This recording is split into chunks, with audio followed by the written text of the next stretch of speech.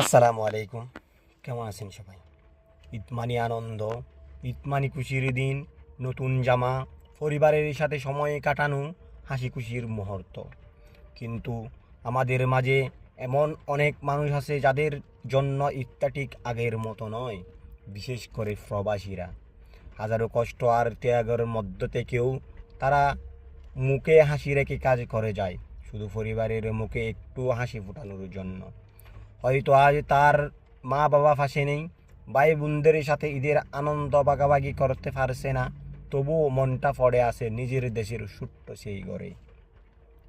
এই ঈদে আমার পক্ষ থেকে সব প্রবাসী ভাই বোনদের জন্য অনেক ভালোবাসা দোয়া। আল্লাহ যেন তাদের সব কষ্ট দূর করে দেন এবং তাদের জীবন ভরে দেন সুখ শান্তি ও সফলতায়। আর যারা পরিবারের সাথে আছেন তারা যেন এই সুন্দর সময়টাকে আরও বেশি মূল্য দেন। সবাইকে জানাই আন্তরিক শুভেচ্ছা ও ঈদ মুবারক।